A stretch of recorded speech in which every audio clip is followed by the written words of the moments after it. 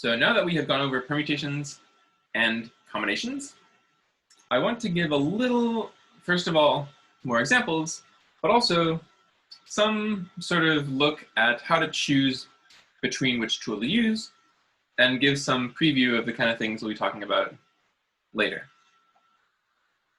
So let's call this how to tell permutations versus combinations.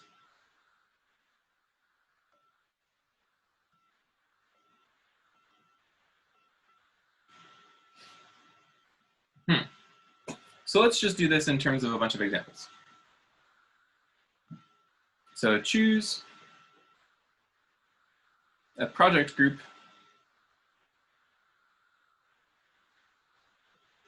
of 3 students from a class of 40.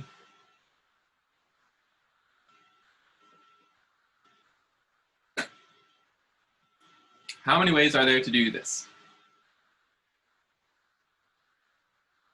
So it's clear that our set is 40 people, and we're trying to choose a subset of 3 people. But the question is to consider if order matters in this case or not.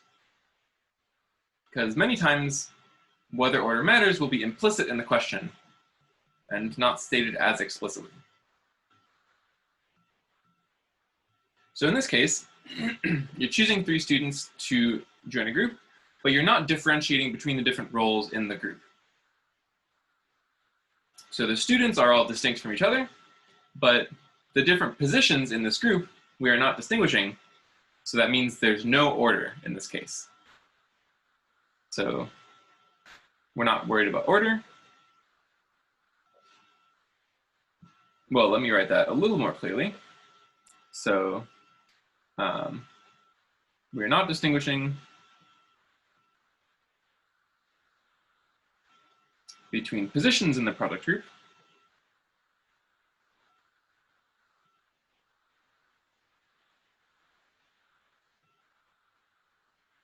So what that means is we should use the no order approach.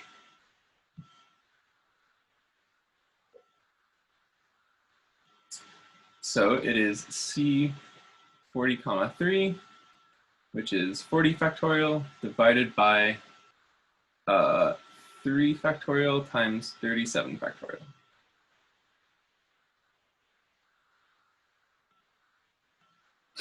And I'm not going to write this down, although this I would say is small enough that you could write it down.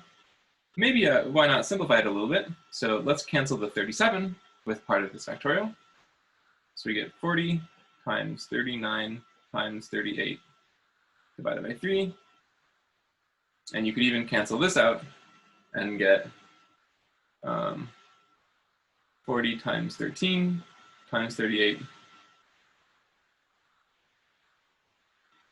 All right, what the heck? I've got a calculator right here. Let's just multiply this. We forgot the 2 from the 3 factorial, I think. Oh, I totally did. Thank you. Better change that to a 20. Thanks. So 20 times 13 times 38. This is 9880. That's not too big of a number. Also not where the comma goes.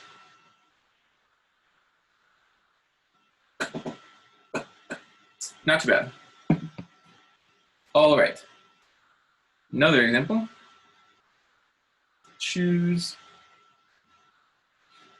a rugby team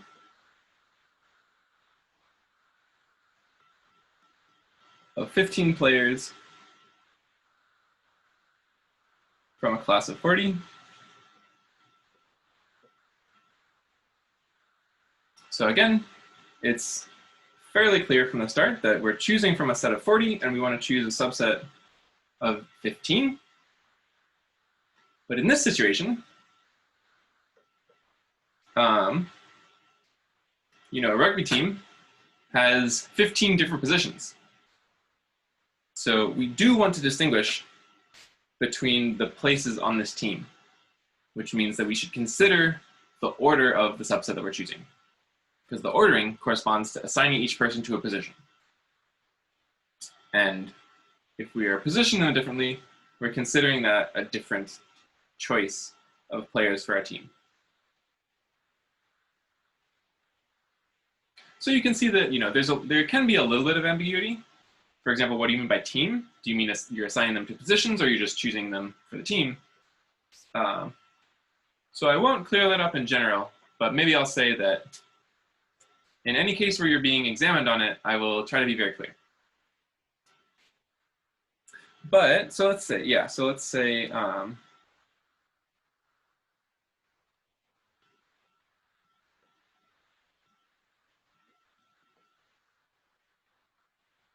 different rugby positions are different. So use the counting with order. So this is P 40, 15, which is 40 factorial over 25 factorial. And I think this is an example where I do not feel the need to write it out, because this is going to be, I mean, you're multiplying all the numbers from 40 down to 26. So already that's going to be like, probably like a 20-digit number or something. So let's not multiply it out. Let's just leave it as that.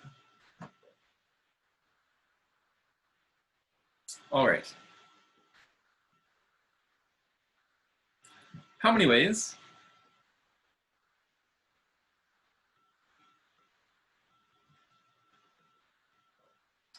to arrange 3 men and 7 women in a line?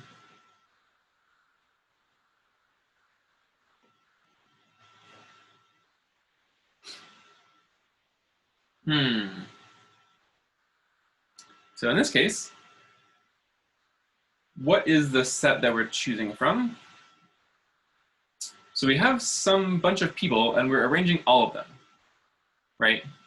So our set that we are choosing from is kind of all 10 people total, and we are choosing all 10 of them, and we're asking about basically arranging in a line corresponds to choosing and ordering. And we consider all the people to be different. So, so they're all different. So just ordering. So we get P 10, 10. Because we have 10 people and we want to order all 10 of them. So this is 10 factorial divided by 0 factorial, as usual. That is just 1. And again, this is a big old number. Let me not write it down.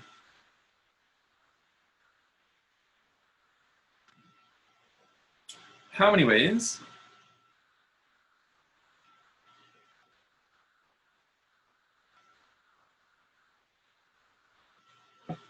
to arrange 3 ones and 7 zeros in a list?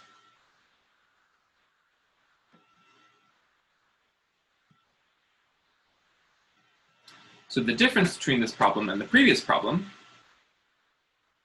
is that the ones are all identical to each other. So we don't want to worry about the ordering between the ones.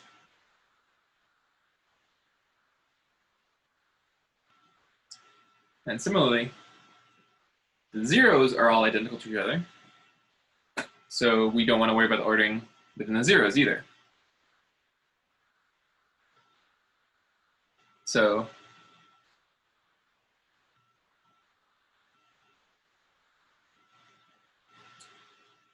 this is kind of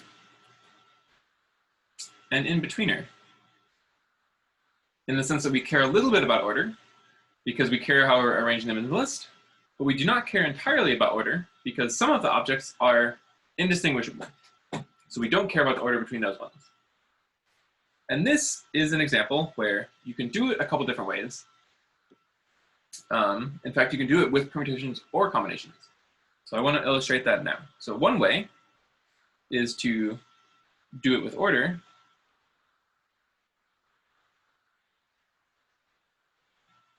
Then divide out the order.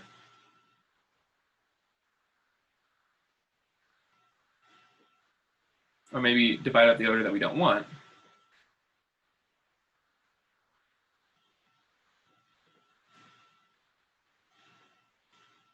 So in this case, we would say something like P10, 10. This is the number of ways to order the whole thing. And then we've overcounted because we don't care about the ordering of the ones and we don't care about the ordering of the zeros. For example, if you have something like 1, 0, 0, 1, 1, just to make clear what I'm saying, if you switch these two zeros, we consider that the same. And for example, if you switch these two ones, we consider that the same. So keeping the ones and the zeros collectively in the same positions, but shuffling within them, that's what we want to get rid of. So we divide by how many ways to reorder the ones, P33,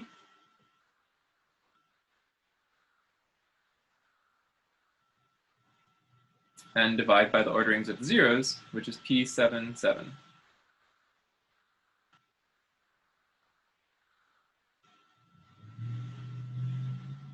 And the division rule tells us that we've divided out all our overcounting, so we will get the correct count when we do this division.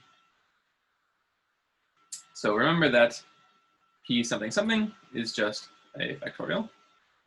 This is 10 factorial divided by 3 factorial, 7 factorial. And this looks small enough to write down, so let's write it down. If we cancel the 7 factorial, this is 10 times 9 times 8 divided by 3 times 2. Don't forget the 2. And so this is 10 times 3, if we cancel that, times 4, if we cancel that, which is 120, I believe. Hopefully I've done my arithmetic correct this time. Okay, so that's a way you can do it, where you consider the order, and then you get rid of the order that you don't want. Another way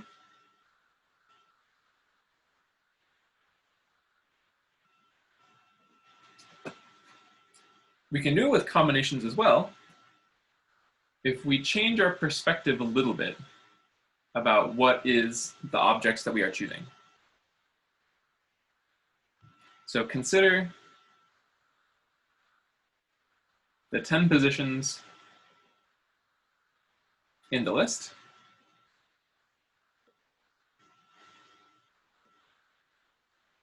Choose a subset of 3 positions to take the ones and the complement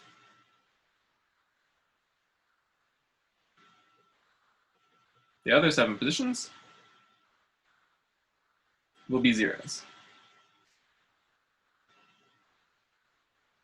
So instead of talking about the digits themselves and how are we ordering them, we're talking about positions in the list and choosing a subset of those positions to determine which ones are the ones and which ones are the zeros.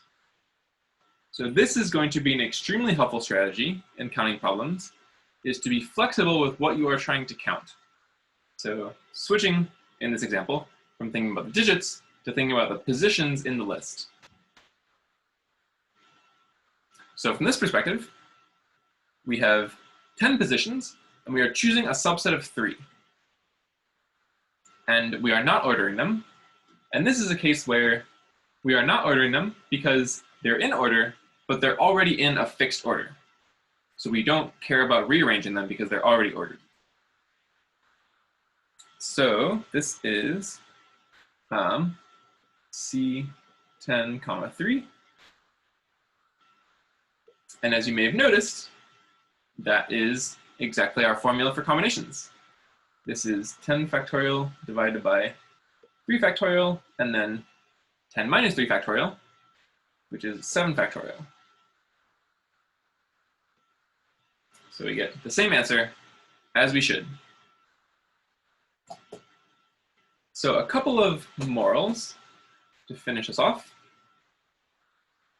There's no universal rule for solving these counting problems. There are many variations, but the key is to always be clear about what you're trying to count and consider some fundamental properties of that thing. For example, whether order matters. And we'll talk about more sort of general rules and more complicated problems tomorrow. So that is all for today.